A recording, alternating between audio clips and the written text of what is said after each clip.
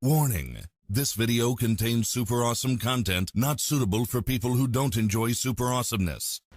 If you're watching this video, it means Delta Force is finally out on mobile, and you've either gotten your hands on it already and you're asking yourself, what the or you're still on the fence wondering if it's worth downloading in the first place. Now, if you ask me, is it worth getting?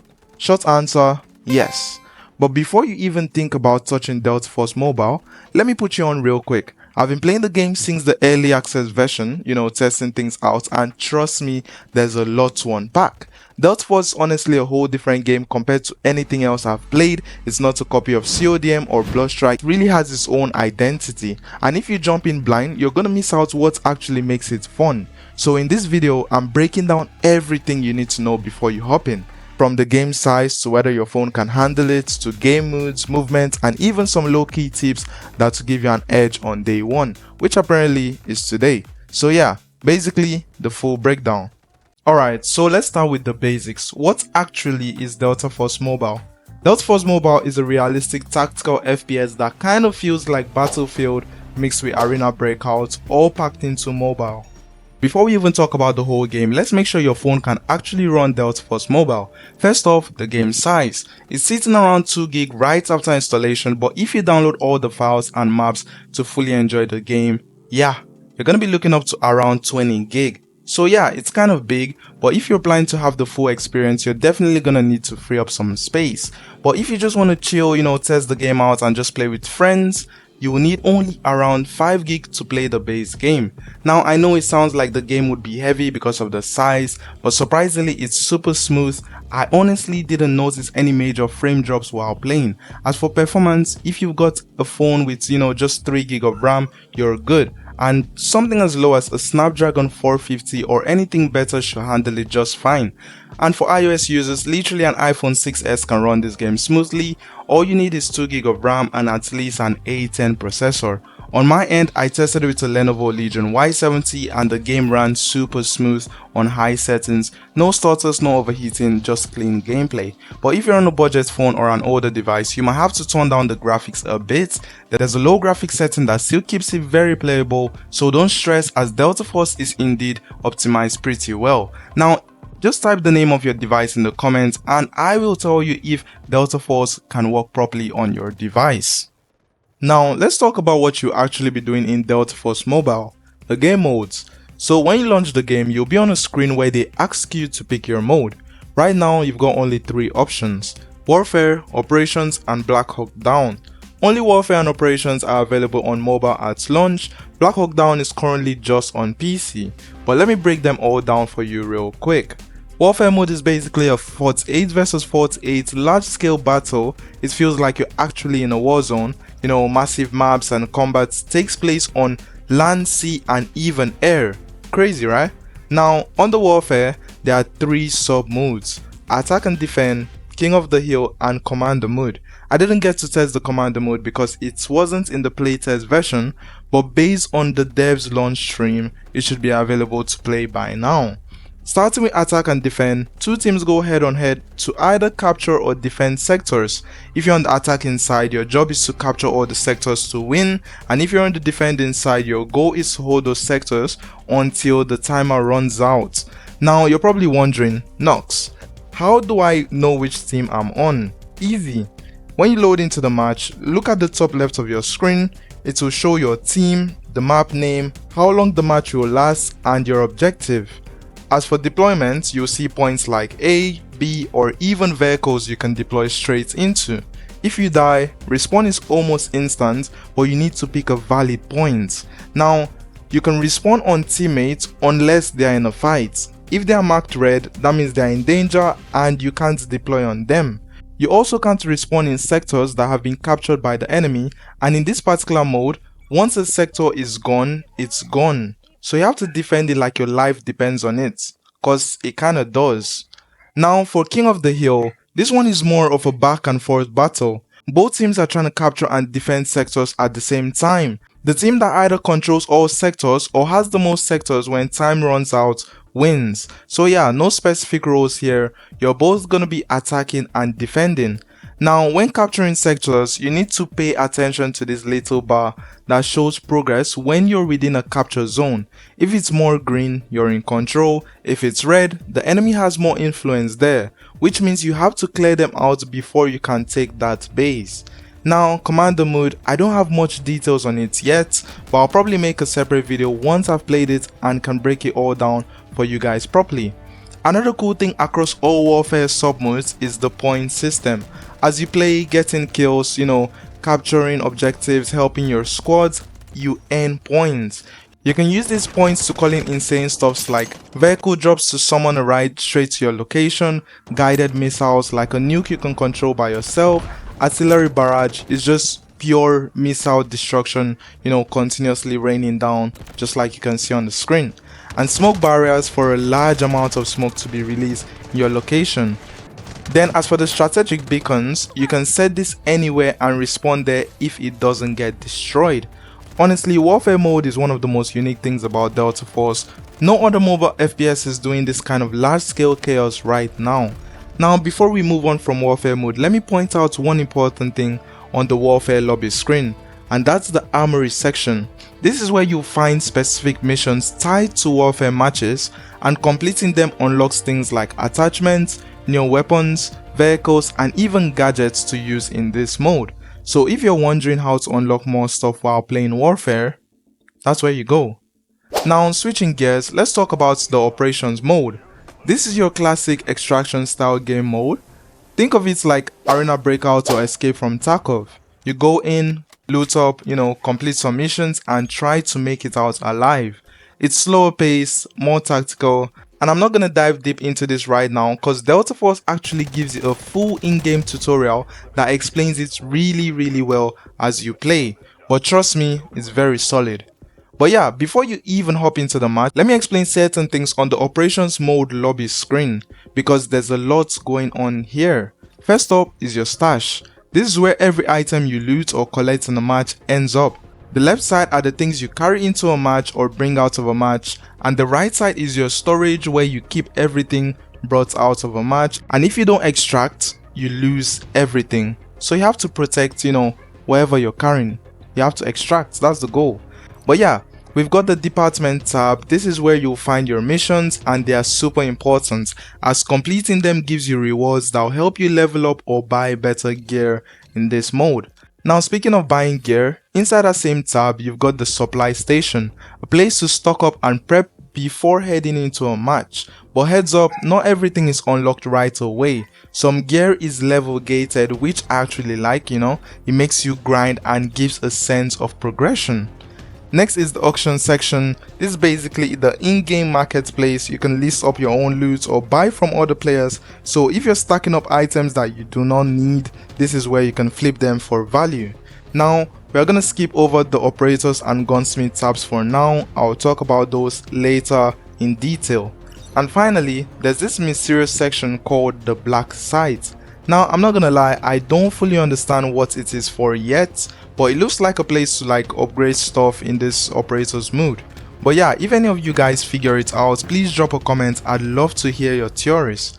Finally, the upcoming Black Hawk Down campaign mode. I haven't played it yet since it's only available for PC for now, but from what they're teasing, it's gonna be more story focused, with cinematic missions and set pieces. So if you like, single player content, you can actually play with your team too, by the way. Yeah, so just, watch out for that. It's probably gonna launch very soon.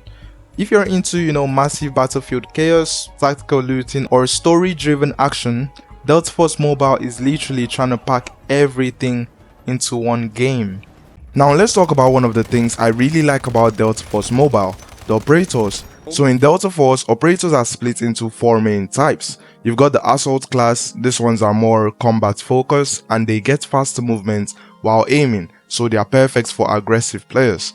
Then there's the support class. These guys are like the medics of the team. They come with gadgets that help them revive and rescue teammates way faster. Then the engineer class. This one's cool.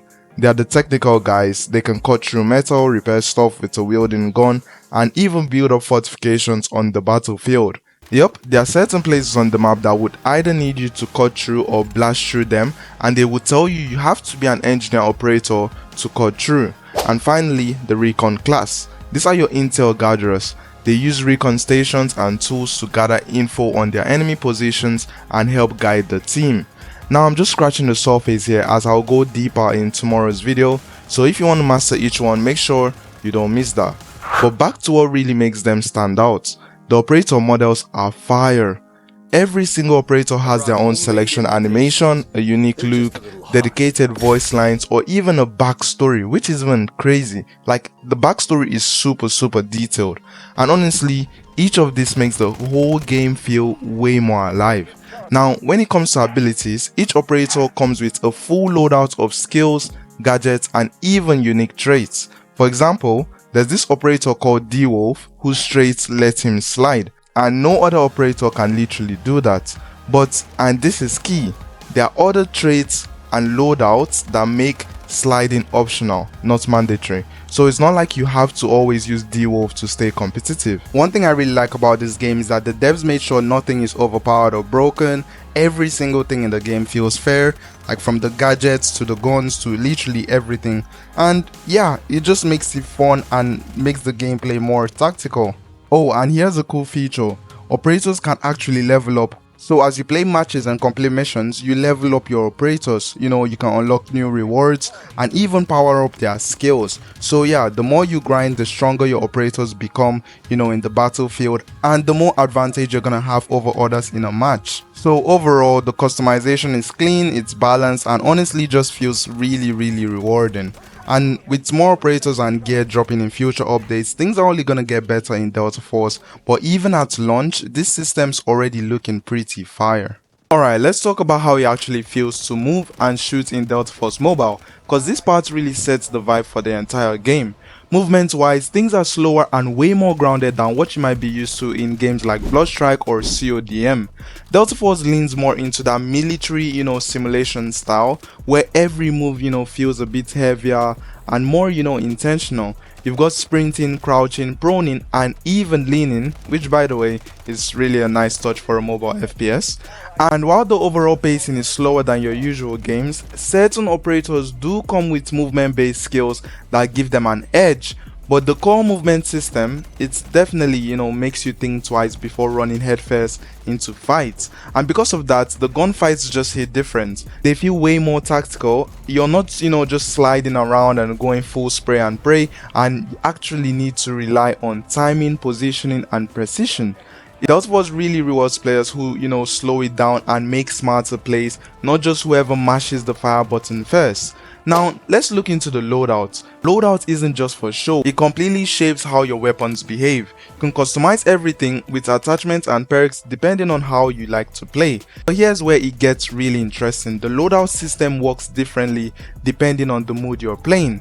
In operators, you've got this full-blown, you know, gunsmith system, but it's not just plug and play. You have to actually, you know, buy the attachments from in-game markets before you can equip them. So this really ties directly into the operator's mode grind, you know, where you loot, you earn cash, you know, sell what you don't need, and slowly build up your dream setup. That's the layout strategy and progression that makes operator's mode feel super rewarding if you're someone who likes to build up from nothing. Now in warfare mode, things shift a bit. Not every operator can use every weapon. You need to pay attention to this. Each class from assault to recon has access to specific guns that fit their role. And your loadout here includes a primary, you know, weapon, secondary weapon, melee weapon, and something called a class gadget. Now these class gadgets are tailored to your role, just like I showed earlier. So if you're running support, you get tools like ammo crates, medkits, smoke launchers, all designed to help your squad. Other roles get offensive or recon gadgets that match their style. It's a nice layer of depth and really makes each operator, you know, feel different. Now, when you start building out your guns, it can feel a little bit overwhelming because, you know, there are tons of attachments and slots. But don't worry, once you pick a slot, the game shows you a stats panel that breaks down exactly what each attachment does. You just gotta know what you're aiming for. If you want to eliminate recoil, you look for attachments that boost control and stability. If you need better hip fire, you focus on accuracy. It's all about balancing the numbers to match your playstyle. And what's even cooler is the in-game training ground. From the loadout screen, you can jump straight in, to test your builds. You can change the target distance, you can change the HP, and you can also tweak your loadouts from the training ground. So everything's literally unlocked here in the training ground, even though your level is low, so you can experiment as much as you want without having to grind to that level first. And there's the calibration feature, which honestly is wild. You can fine tune your attachments using sliders, literally adjusting what attachment slots, parts gets boosted or nerfed in real time. It's super detailed and makes your loadouts, feel more personal. And I haven't seen that kind of control for loadout in any other mobile shooter. And there's also a loadout tab where you can save your custom builds. So if you haven't grinded a gun yet, if it's a good loadout, you can literally test it out, and save it for the future, like planning, ahead, but you just save the gun. Also, the part that really impressed me is the details panel. When you tap into it, you can see advanced stats like damage fall off, parts damage, default recoil control pattern versus your new setup's recoil control pattern. It even breaks down handling, stability, and recoil in full details. It's actually so insane how deep this game, breaks down your whole loadout. And over here you can see, the import and share loadouts, codes. So if I'm to drop a video, instead of including excessive attachments on the screen one by one, I just simply drop the code on the screen for you to copy, and just like that you import it here and boom, you literally have the loadout. It's crazy, right? It makes everything so simple. Also, we have the customization parts, which is just equip your skins, nothing else, honestly. And yeah, weapons also have progression. As you use them, they level up and unlock more attachments. You can speed up that upgrade process by a ton with EXP tokens that you earn just from playing. So you're always gonna be making progress, even though you're not getting tons of kills. Anyway, what I really like is how nothing feels overpowered. Once again, how nothing feels overpowered or busted.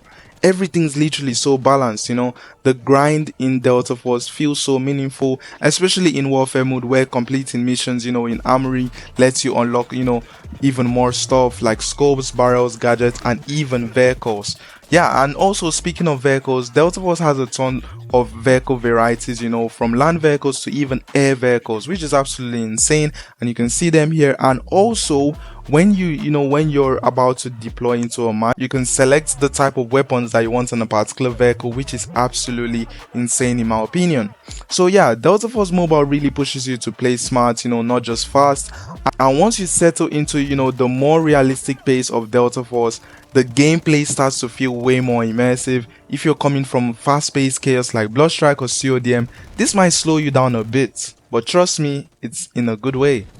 Now let's get into something that caught my eye immediately, the graphics and map design. And man, for a mobile game, Delta Force looks clean, the visuals are super polished, and it honestly gives off the high-end console vibe at times, especially when you're in the middle of a firefight with dust kicking up, bullets flying and the lights cutting through trees or building. Like, it's genuinely one of the best looking shooter games I've seen on mobile. But it's not just about looking pretty. The map design actually adds to the gameplay in a real way. You've got variety here, from tight urban cities where every corner could be an ambush to wide open deserts that force you to play more tactical. Each map has its own vibe and flow, and you can't play them all the same way. And even in the nearest future, they're adding a new map that will have a stormy weather, which would in fact affect how we play. It's really cool in my opinion. So yeah, Delta Force ain't just throwing random maps at us. Every detail feels like it's built to pull you into the world and make each match feel different. Alright, circling back to something I didn't want to go too deep into earlier, the customization. And bro, this part low-key adds a whole layer of personality to the game that I think a lot of people are really gonna mess with.